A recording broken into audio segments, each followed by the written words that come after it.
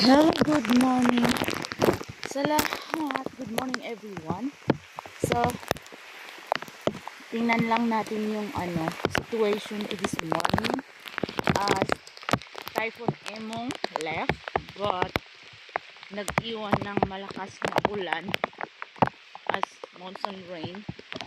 Kaya, tingnan lang natin yung mga situation as we are required to report agricultural damages at the day.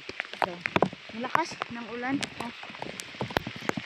Super malakas yung ulan, butit walang hangin. So, ganyan po.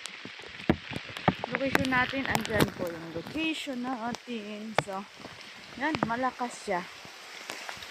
As in, the weather is too bad. Yeah. So, andito po tayo sa may Kabayan, Benguet. So, just along Mongo to Kabayan Road. So, yan yung location natin yan. Malakas talaga. Yan.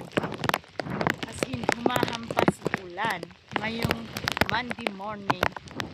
So, you can see the situation is all over. It's rain. So, maramihan ng mga farm. It's not much that flooded here because we are in a slope area. Pero, sira talaga yung karamihan sa mga tanim natin. So, ganyan po. Ganyan si situation. So, i-update muna. Update tayo later again kung paano na yung situation. So, minunutin na lang natin yung mga farm. So,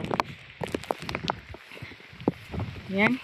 May mga farm na already planted with carrots before it rains. So, ganyan po. May mga tumubo na, pero hindi siya 100% na tumubo. Yan.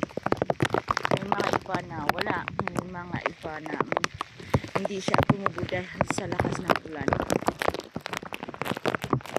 So, that's the situation over here at Kabayan, Benguet as of now, Monday morning. So, ingat lagi mga kababayan and always keep safe. Thank you.